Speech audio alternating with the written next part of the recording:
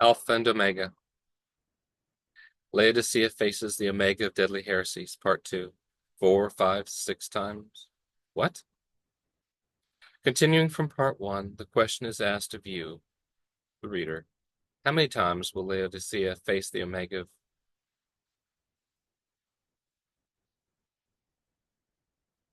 Deadly Heresies? Is it 4, 5, 6 times, or multiple times? Surely this is not an exaggeration? Well, it's not. And when you are finished considering the biblical count, the number of times Laodicea faces the Omega of Deadly Heresies, by the end of Part 2 discussion, any honest soul will be quite perplexed, for some will say, Sirs, what must I do to be saved? And rightly so, because whether you believe it or not, the Omega of Deadly Heresies is real, and the fact is it is very much related today to the sealing time of Revelation 7 and Ezekiel 9 equals the last ministration of the Day of Atonement of the man in linen. God's word presents a no-denial opportunity and is final. The Shema. The theological controversy of the Shema is over the Alpha and the Omega of Deadly Heresies and Christ's eternal identity as also God, and it is also about the law of Isaiah 2:3. And the latter times, the controversy of the law is over the Shema of Israel, equals Deuteronomy 6:4. It is compelled. There is one God, the law of one. And yet, as you will begin to see in its total controversy with the first angel's warning. Underestimate role of Deuteronomy 6:4 with the first angel's warning, and you have real problems. Because the one God monotheistic doctrine removes he who made from the first angel's warning, and you have only one thing left, equals Alpha and the Omega of Deadly Heresies, equals the 7 Noahides, number 1. Isaiah 2:3 explains, And many people shall go and say, Come ye, and let us go up to the mountain of the Lord, to the house of the God of Jacob, and he will teach us of his ways, and we will walk in his paths. For out of Zion shall go forth the law and the word of the Lord from Jerusalem. The accuracy of the first angel's warning proves the law going forth out of Jerusalem. This law, all about one thing, which is one God equals monotheism, there is one God. The Shema of Israel, Deuteronomy 6:4 equals law of one. But when you look at the word one in this verse, is it Yekid one or Akkad one? Keep that in mind as you proceed. Now, firstly, the fact is the law of one is in defiance to John 1:1. John tells all men there were two divines in beginning, and Ho Logos equals everlasting Father number 2 equals was also God. He is the true Alpha and Omega. The law of one is a deep level spiritualism. Here. It must be repeated for the poor of hearing. John 1:1 tells all men there were two divines in beginning, and Ho Logos equals the Word was also God and with God, and the Word equals everlasting Father number 2. He is the true Alpha and Omega. The antithesis of the law of one is the law of two, equals John 1:1. The law of two, Akkad 1, equals 2. Then there is the biblical law of two, John 1. In beginning was the Word, and the Word was with God, and the Word was God. The first angel's warning, Revelation 14, is not about endorsing the law of one God because, 1, it identifies God, and 2 states to worship he who made, and 3, the law of two must equals John 1:1.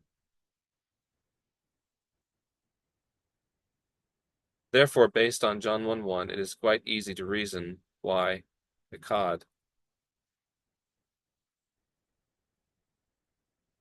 in Deuteronomy 6:4 is not singularly one by definition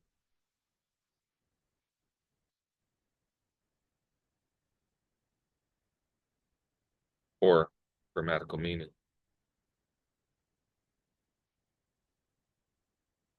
Yakid, which is one alone.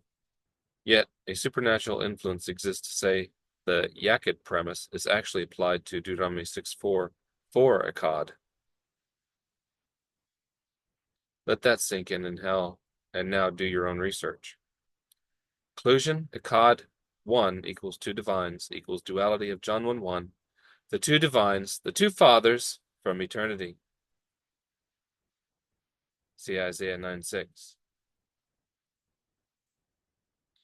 John, under inspiration in Revelation 14, is correct as to why he who made is to be worshipped, and it even states why the first angel's warning, also God, right? And due to John 1. The first angel's warning is not a recognition of God, the eternal Son, equals fundamentals 4, but the first angel's warning provides the purpose of why Revelation 13:8 exists, and also why he who made acknowledged himself to be the Alpha and the Omega, Revelation 22 equals John 1:1. Otherwise, God the Eternal Son, Omega heresy, renders the first angel's warning as baloney. And then, think of it, Hologos, the Word, who was, with no beginning in eternity, who was God and was with God, is not also God. First angel's warning is identified with Isaiah 2 and the true Shema. First angel's warning is confirming the law of two. Two divines, a divine fact from John 1:1. Therefore, there is a big difference between the law of one of the first beast of Revelation 13, who uses the law of Isaiah 2:3, and keep in mind it's fully predicated upon one maxim: there is one God. Whereas the true Shema of Israel is understood equals John 1:1 equals the Akkad of Deuteronomy 6:4 equals the law of Akkad 1 equals law of 2 equals two divines, which is why you have Revelation 13:8 and 9 in its existence between two beasts. The word one in the Shema of Deuteronomy 6:4 is Akkad, not Yakid. Akkad, God, is not singularly one, but one in duality. Shema Yisrael, Adonai Eloheinu, Adonai Akkad. There's the word Akkad. Hear Israel, Adonai our God, Adonai is Akkad. You just read it. Adonai Akkad, right? Not Adonai Yakid, right? The true Shema, Deuteronomy 6:4 equals John 1:1. Akkad equals two divines.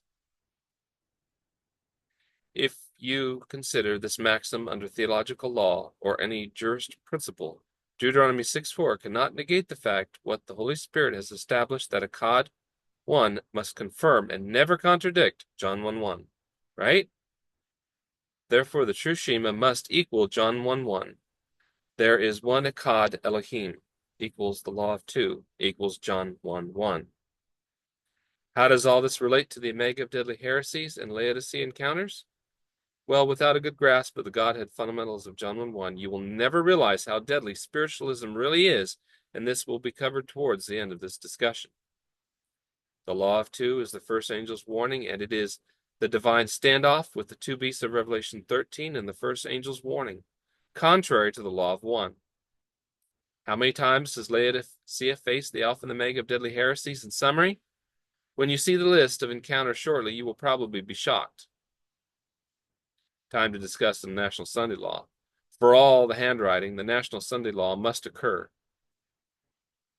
Here is your twofold problem. First, the founding editor of this thought paper once asked, "Can anyone provide a single reference in the writings, and I have asked many, I cannot find it, that after 1901, Ellen White ever referred to a National Sunday Law as a sign for God's people.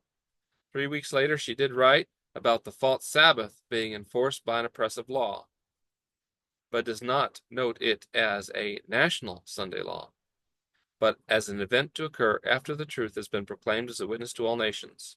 Review and Herald, December 13th, 1892. Something went wrong, which caused the warning that we may have to remain here many more years.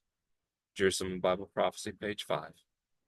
Secondly, because your Bible states the national Sunday law is impossible, surely the reader will recall what God confirms in Revelation 17 as to why. The seventh king lasts a short space, Revelation 17:10-11. And there are 7 kings, 5 are fallen, and one is, and the other is not yet come. And when he cometh, he must continue a short space.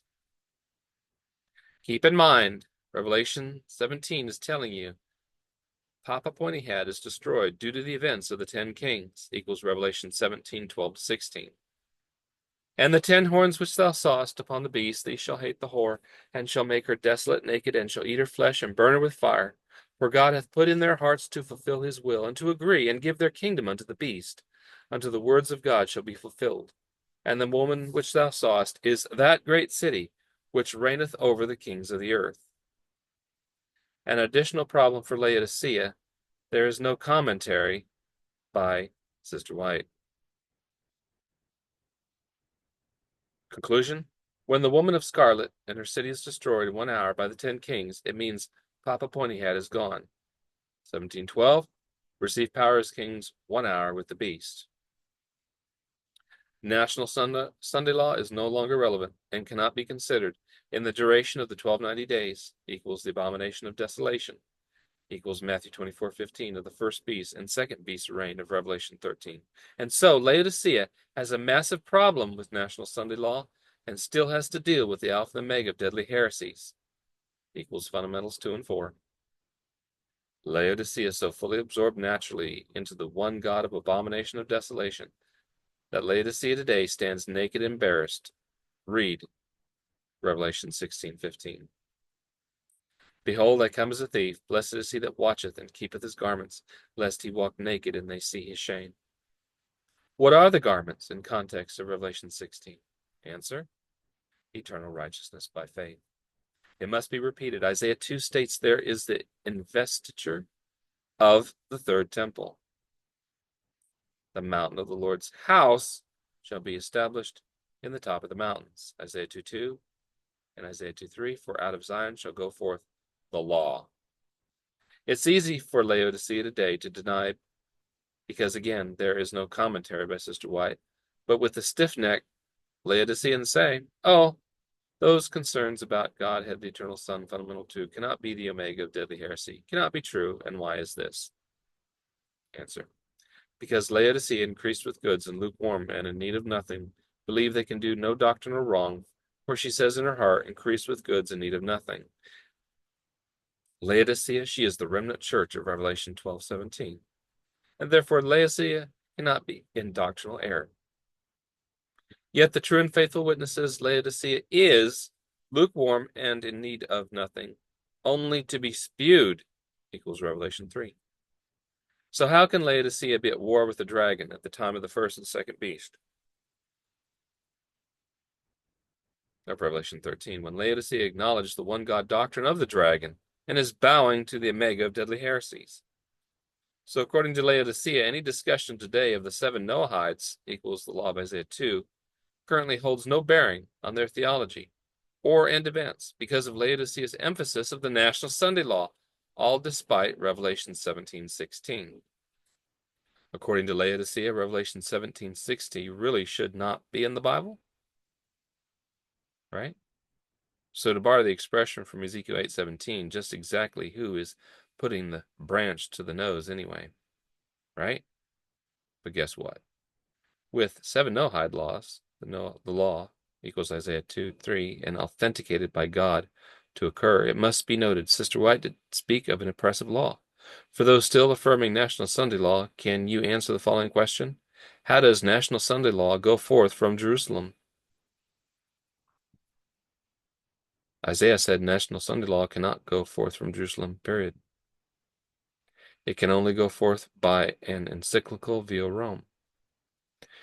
You read, according to Revelation 17, that great city is reduced to rubble by the 10 kings. So why do pastors, elders, and Laodicea disagree completely with Isaiah 2? But why?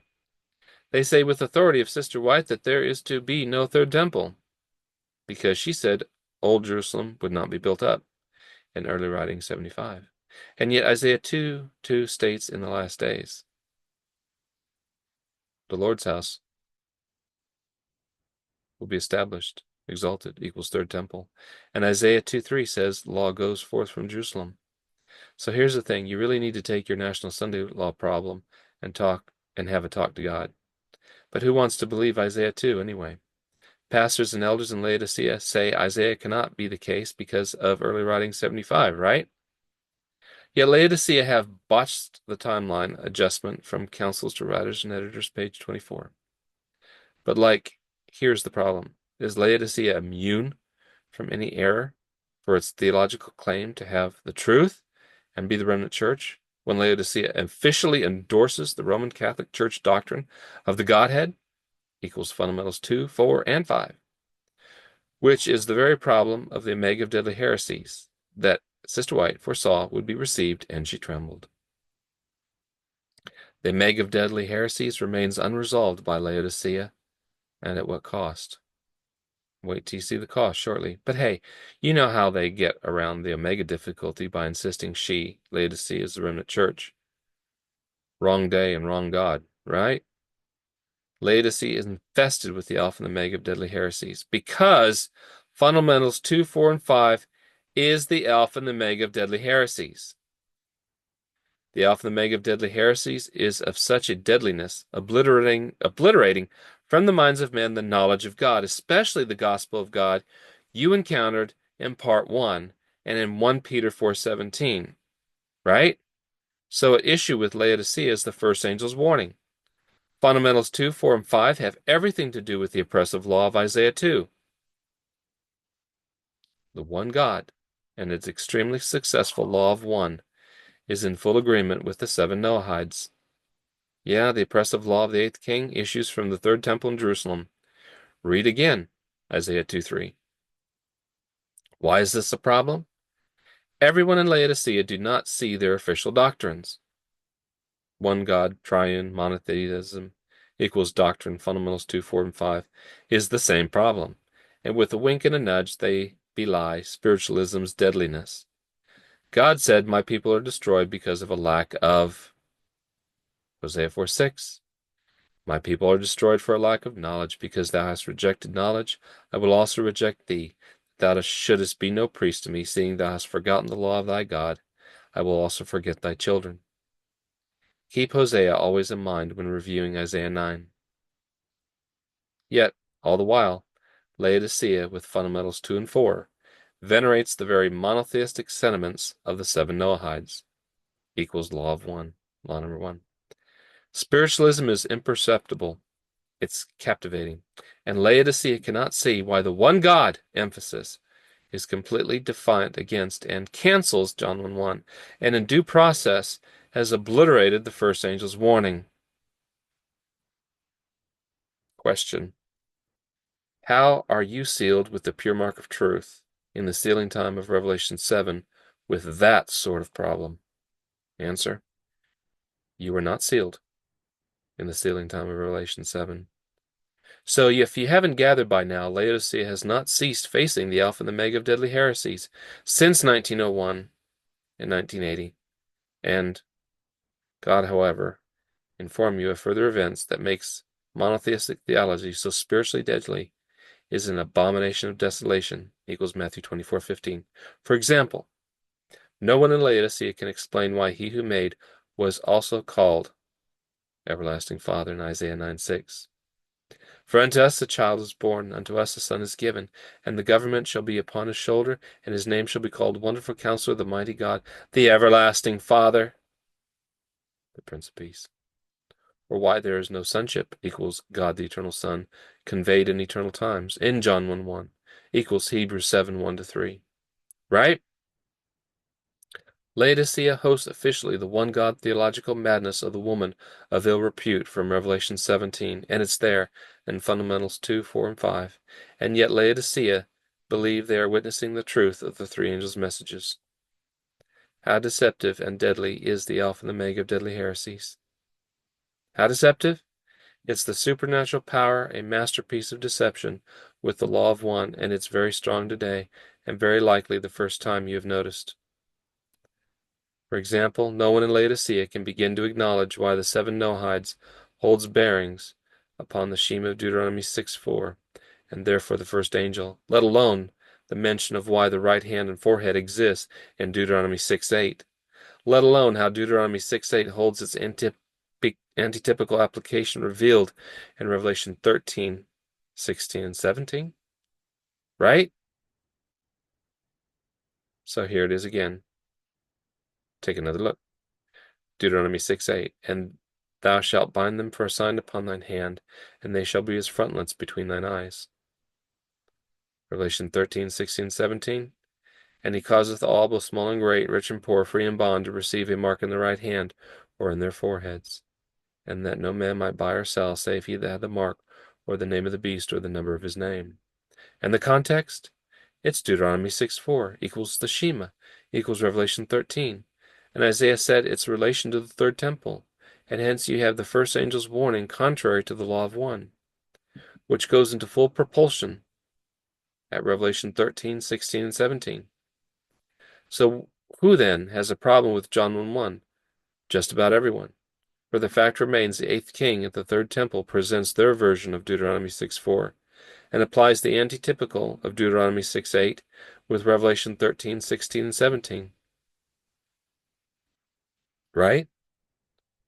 It's all captured in the 7 Noahide controversy because they are all the very same concept, pre-warned by the first angel. There are echad, 2 divines. Now that's a problem.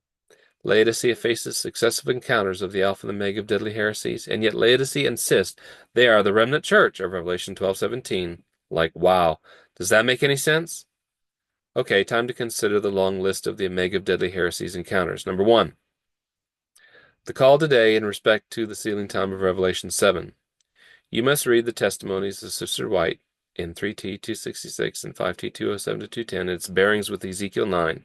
That equals Revelation 7, equals the sealing time of the 144,000. And it's the final ministration of Christ after the order of Melchizedek in the court. Yes, the same man in linen with the writer's inkhorn. That's an encounter right now. 2, at midnight, Matthew 25, events of Revelation 17:16 and the destruction of Papa Pointy Hat and what replaces fundamentals 2, 4. The loud cry to come out of everything related to the failure of Papa Pointy Hat doctrines and due to the destruction of Papa Pointy Hat. What does that mean for Laodicea? There can be no national Sunday law. And then B, what replaces fundamentals 2 and 4? Well, it's the 7 Noahides equals the Shema, and it is the time of test. Review and Herald, November 22nd, 1892. But how do you face the time of test if you are not prepared and lacked in knowledge? Number 3, why? It's the last call now prior to the loud cry, which is about the Alpha and the Omega of deadly heresies, equals decision time. Because the third angel's warning is the response to the no response to the first angel's warning, which identifies the requirement to come out of the apostasy of Laodicea and see the impending controversy of abomination, of the 8th king, and the loud cry, is to recognize John 1:1 and the worship of he who made equals the true Alpha and Omega. 4, the last opportunity for individuals in Laodicea, the 5 wise, who do not respond now must make a decision at midnight, the loud cry of Revelation 18:1 to 5. Yet only 5 will rise. And so, what about you reading this? 5. According to Ezekiel 9, it's their last chance, and they scrape in. But did they miss the sealing time of Revelation 7? Let that sink in. Make the wrong decision about the truth of the first angel? It's a sure thing. You will continue to fully agree with the Alpha and Omega of deadly heresies and unity consciousness all the way through to the end, and you read from the Bible, the end has nothing to do with National Sunday Law. 6. Sunday Law scenario was for the 1800 era, and that is not going to happen, and what is going to take place is the upcoming Third Temple as the New World Order, and what Jesus stated about the fig tree in Luke 21 as a sign of why Jerusalem is no longer trodden down of the Gentiles. Also, Why is the same chapter, the third temple, is literally around the corner, the last days of Isaiah 2:3. For those who have forgotten why National Sunday Law is no longer relevant at the end event in the last days, read Revelation 17:16. Sister White said, study Ezekiel 9 and also Luke 21. Number 8, then after the loud cry of Revelation 18, the foolish of Laodicea by then are in full agreement with the one God, the unity consciousness, equals the hive mind, the law of one, equals Isaiah 2:3. That's a real encounter. 9. The foolish virgins endorse unity consciousness in the time frame of the abomination of desolation. The full fruiting of the Alpha and Omega of deadly heresies equals Isaiah 2:3-4, and it's in full flight as defined by He who made. And yes, its first 1260 days of the abomination of desolation equals Matthew 24:15, with the first beast of Revelation 13, and you are in full unity equals the first beast, is phase 1. Then to complete the 1290 days of Matthew 24:15 equals Daniel 12. The reign of the second beast of Revelation 13 occurs. It's phase 2, and Laodicea are now fully complicit with the first beast and reap the vengeance of a just God, equals third angel's warning. This next scenario equals the lion-mouthed second beast of Revelation 13, class hands with Protestantism, and with the spiritualism, and there is a transfer of power, equals Revelation 13:12. And what remains is national ruin over the course of the last 30 days of the 1290-day scenario of Daniel 12. 12. There is no way out. The point of no return. A one-way ticket to perdition.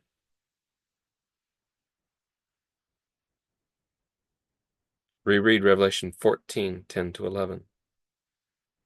And no respite. Why? Probation is closed. You are deep in the time frame of the third woe. Absolutely too late.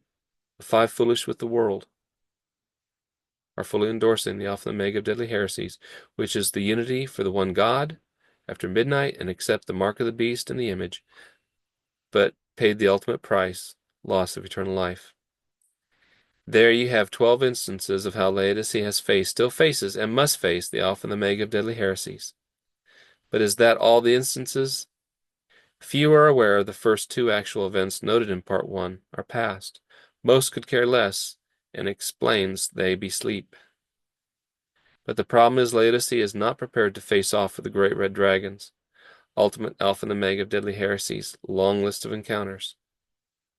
Apparently all is well with their triune Godhead of the Roman Catholic Church, fundamentals too. All is really well with the papal doctrine of God the Eternal Son, and as is the case, they confidently stare you down. Oh, it's different. What about Isaiah 27:11? But the great problem is God the Eternal Son heresy that prepares for the 2 Thessalonians 2 guy and full-blown spiritualism. But then, what has Alpha and Omega of deadly heresy of yesterday have to do with Alpha and Omega of deadly heresy existing today and the near future? Answer: the worship of the doctrinal one God image. That one God image equals fundamentals 2 and 4. Laodicea has further encounter with the Alpha and Omega of deadly heresies. What? Is it possible there is another encounter? 13. Those who heed finally the first angel, the law of 2, equals John 1, are destroyed by peace. By the 8th king of Daniel. 8:23-25 equals Alpha and Omega of deadly heresies in its peaceful form, and its result is Revelation 20:4. Because 7 Noahide laws is the moral law of peace in the last days. It means what Isaiah said is true. That equals Isaiah 2 equals the third temple equals the law equals 2 Thessalonians 2 guy. Any proof? Yes, Daniel 8. And in the latter time of their kingdom, when the transgressors are come to the full, a king of fierce countenance and understanding dark sentences shall stand up, equals 8th king of Revelation 17. And his power shall be mighty, but not by his own power, and he shall destroy wonderfully, and shall prosper and practice, and destroy the mighty and the holy people. And through his policy also he shall cause craft to prosper in his hand, and he shall magnify himself in his heart, and by peace shall destroy many. He shall also stand up against the prince of princes, but he shall be broken without hand. 14. The law enforced by the second beast, buy, sell the mark, or worship the image. That's a tough test. So does everyone really know Revelation 13:11 to 18? From Isaiah 2 perspective, definitely not, right? Here's the thing. When events of Revelation 13 reach verse 11 to 12, well, the fact is, the second beast already have the precedent at law to override the First Amendment. Yes, ratified at the 102nd Congress, and that is law. Once it goes forth from Jerusalem, phase 1, the transition to the second beast, the phase 2 of Revelation 13, the 7 Noahides become law and national ruin follows. So you best sharpen up with the first angel's warning knowledge, or be left as castaways. This really needs to be discussed. Why? God says what is to occur. That sets aside early writing 75 due to the events of Isaiah 2. And Sister White was given that new light in Council of Writers and Editors, page 24. And guess what? As you saw and read for yourselves, John in Revelation 13 said there is the transfer of power from the first beast to the second beast. And keep in mind, they instituted the oppressive law of Isaiah 2, issued first from Jerusalem, and hands all power over to the second beast. And it's time you saw for yourselves what it is saying. And I beheld another beast coming up out of the earth, and he had 2 horns like a lamb, and he spake as a dragon, and he exerciseth all the power of the first beast before him. And when? Just as Daniel 12:11 summarized the detail for everyone with the 1290 days, which means the second beast reigns.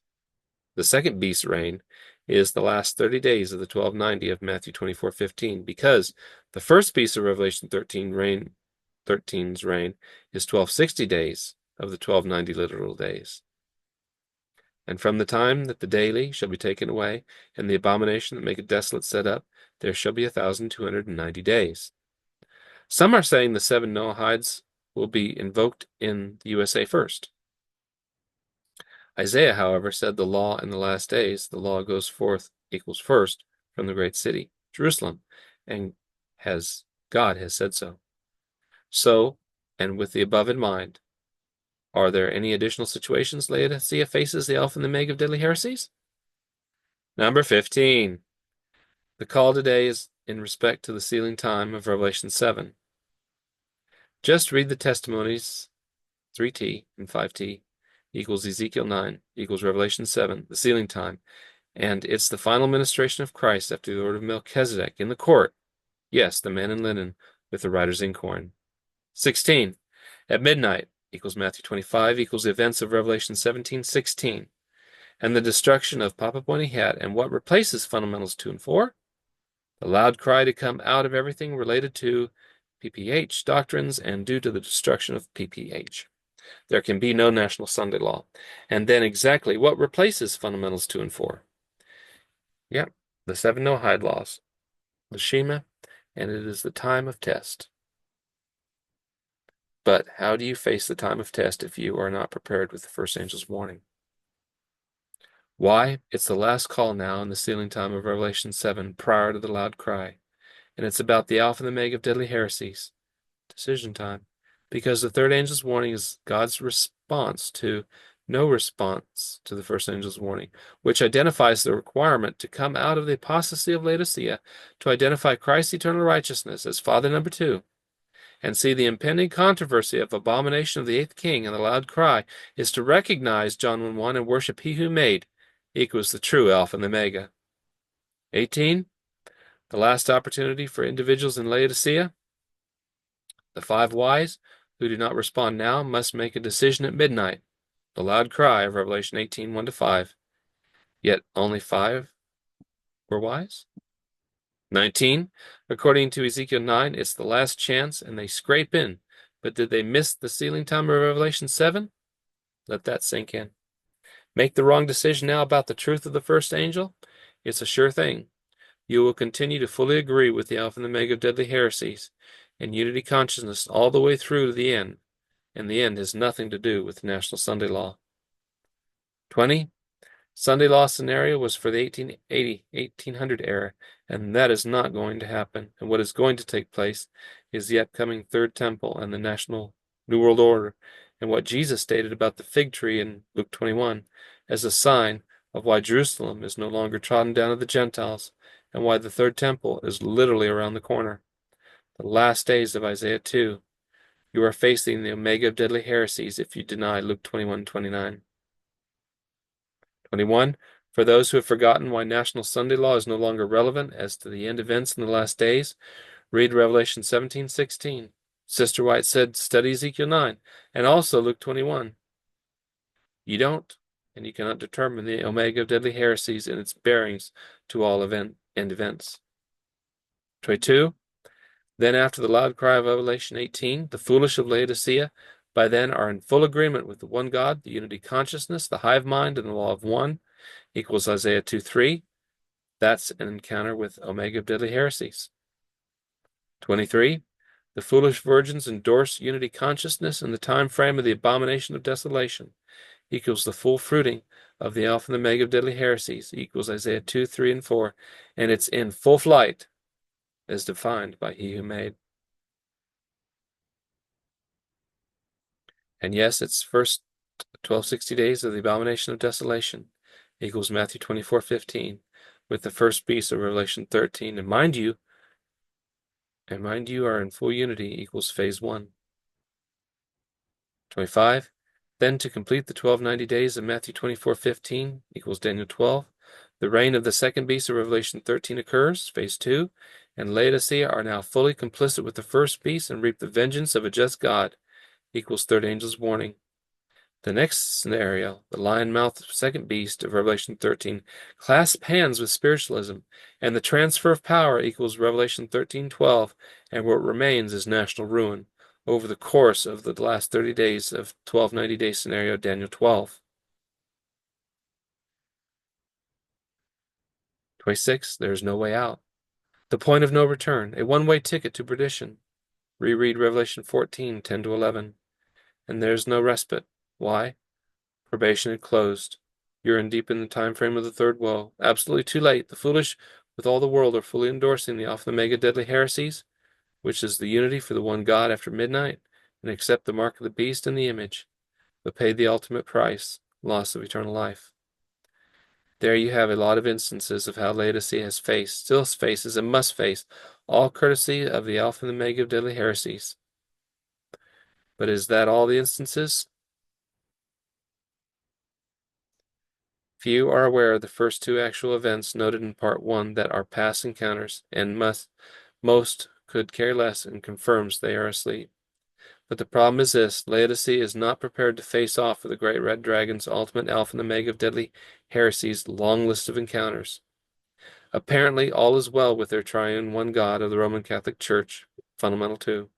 Apparently all is real hunky-dory, but its actual blasphemy, so grotesque, Matthew 12:31, becomes real by defying papal doctrine of God the Eternal Son, equals fundamental 4. And as is the case, Laodiceans confidently stare you down. Oh, it's different, and still to this day cannot explain why. Worse is God the Eternal Son heresy that prepares for the 2 Thessalonians 2 guy, our full-blown spiritualism, equals Matthew 12:31. This will be discussed in Part 3. But then, what has Alpha and Omega of deadly heresy of yesteryear have to do with the Alpha and Omega of deadly heresy existing today and into the immediate future? Answer: the worship of the doctrinal one God image. That one God image equals fundamentals 2 and 4. Is it possible there is another encounter with the Omega of deadly heresies? What? 27. Those who heed the first angel and the law of one, John 1:1, are destroyed by peace by the eighth king. Daniel 8:23-25 equals Alpha and Omega of deadly heresies in its peaceful form. Check out Revelation 20 verse 4. Any proof? And in the latter time of their kingdom, when the transgressors are come to the full, a king of fierce countenance and understanding dark sentences shall stand up. equals 8th king of Revelation 17. And his power shall be mighty, but not by his own power, and he shall destroy wonderfully, and shall prosper in practice, and shall destroy the mighty and the holy people. And through his policy also he shall cause craft to prosper in his hand, and he shall magnify himself in his heart, and by peace shall destroy many. He shall also stand up against the prince of princes, but he shall be broken without hand. Because 7 Noahide laws is the moral law of the latter time, equals last days, equals Isaiah 2, equals third temple, the law, equals 2 Thessalonians 2 guy. A 28th encounter? Yep, 28. The ultimate scenario, the law enforced in the land of the second beast by the power conveyed from the first beast, and then it's the buy-sell prohibitions of the mark, equals Deuteronomy 6, 4, and 8. The worship, the image, and there's the face-off with the miracle-working false prophet. That's a tough test. So everyone knows Revelation 13, 11 to 18, right? Do you now have a better picture of the Alpha and the Omega of deadly heresies? Why? The Luciferian era is targeted in Revelation 13, after the fatal wound is healed. By the way, there is a 29th, part 3, to follow.